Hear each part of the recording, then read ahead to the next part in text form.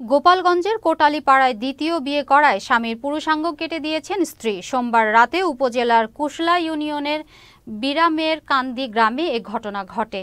এ ঘটনায় এলাকায় চাঞ্চল্যের সৃষ্টি হয়েছে। এলাকা সূত্রে জানা গেছে, রুবেল সর্দার 12 বছর আগে বিরামের কান্দি গ্রামের আমির আলী ফরাজির মেয়ে রেশমা বেগমের সাথে প্রেম করে বিয়ে করে। বিবাহের পরে রুবেল সর্দারের অন্য নারীদের সাথে পরকীয়া থাকায় রেশমা বেগমের সংসারে অশান্তি লেগেই থাকত।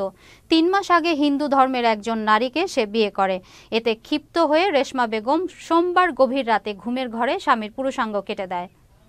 আরে আত্মা দোয়াইছে মহিলা, আত্মা দোয়াই ঠোয়াই আনগে ঘরে ভাত খাওয়াইছে ঘুমের ওষুধ দিয়ে, বুঝছেন? ওই যে আছে ওষুধ, তো ঘুমের ওষুধ খাওয়াইছে।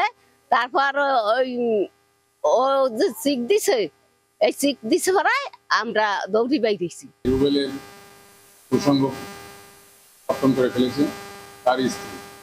এই সংবাদ পেয়ে পুলিশের একটি টিম পাঠায়। ইতিমধ্যে সে হাসপাতালে চলে যায়।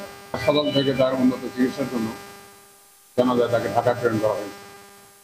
এ বিষয়ে এখন পর্যন্ত কোনো অভিযোগ পাইনি, তবে অভিযোগ দেওয়ার কথা বলেছি। অভিযোগ পাইলে আমরা আইনগত ব্যবস্থা গ্রহণ করব।